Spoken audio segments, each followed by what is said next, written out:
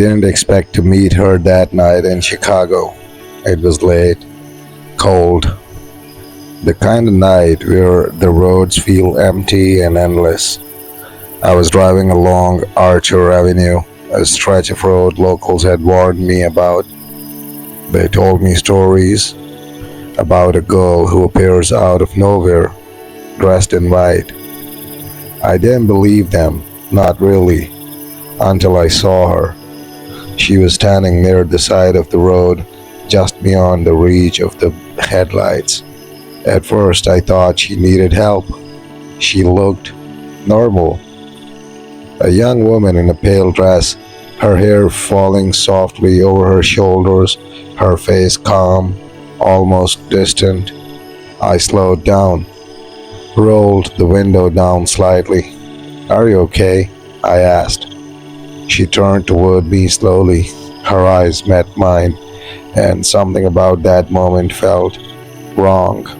Not dangerous, not threatening, just empty. She didn't answer right away. Then, in a soft voice, she said she needed a ride. I hesitated for a second, then I unlocked the door. She got in, quietly, no sound, no movement other than the door closing.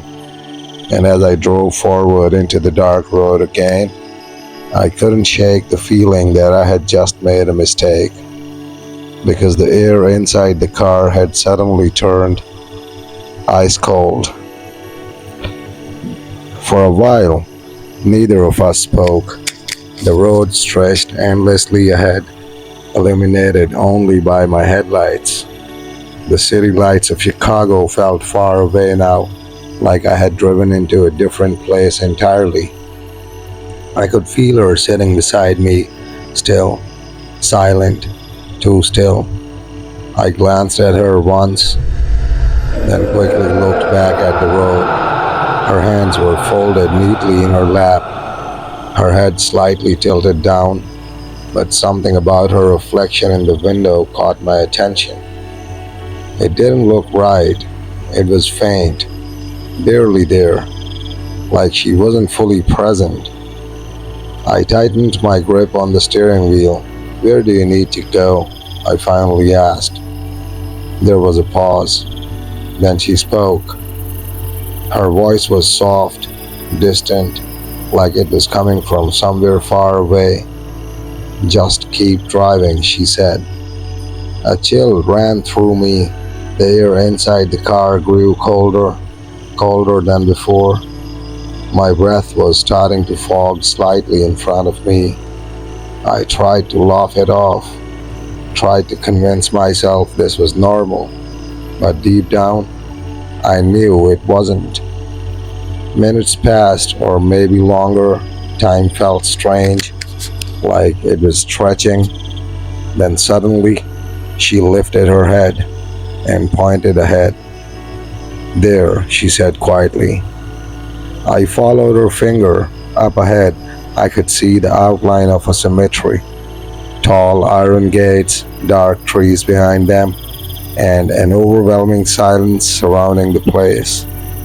I slowed the car. "Here?" I asked. She nodded, but didn't look at me.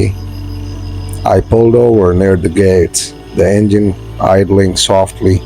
For a moment, neither of us moved. Then I turned to say something, anything, but the seat beside me was empty. The door was still closed, no sound, no movement, just gone. My heart started racing as I looked around the car. There was no way she could have left without me noticing. No way at all. Then I looked toward the cemetery gates again, and that's when I saw something that made my blood run cold. A figure, standing just inside the gates, wearing white, watching me. I couldn't move. My hands were still on the steering wheel, but my entire body felt frozen. The figure stood just beyond the cemetery gates, completely still, wearing the same pale dress, the same posture, the same presence that had been sitting right beside me moments ago. I blinked hard, trying to convince myself I was imagining it, but she didn't disappear. If anything, she became clearer. The wind picked up slightly, rustling the trees behind the iron gates, but she didn't move, didn't react, didn't blink. Then slowly, she began to walk, not toward me, but deeper into the cemetery. Each step was unnatural, too smooth, almost like she was gliding instead of walking. I watched, unable to look away, as he reached the center path beyond the gates, and then she stopped. For a brief moment, everything went completely silent. Even the wind seemed to fade. Then she turned her head, slowly, until she was looking directly at me again. And in that moment, I saw something I'll never forget. Her expression hadn't changed, still calm, still distant, but her eyes, they weren't empty anymore. They were filled with something else, something cold, something endless. And then she stepped backward, straight through the iron gates, not around them, not between them, through them, like they weren't even there. My breath caught in my throat. I couldn't process what I had just seen, and just like that, she was gone, vanished into the darkness beyond. I don't remember how long I stayed there. Minutes, maybe longer. Eventually, I forced myself to drive away, back toward the lights of Chicago, back to something that felt real. But before I left, I looked in the rearview mirror one last time, and for just a second, I saw her again, standing in the middle of the road, behind my car, watching me leave. They say the story of Resurrection Mary has been told for decades. Drivers picking up a silent girl in white, only for her to vanish near the cemetery. I used to think I was just a legend. Now I know the truth. She's still there, still walking those roads, still asking for rides.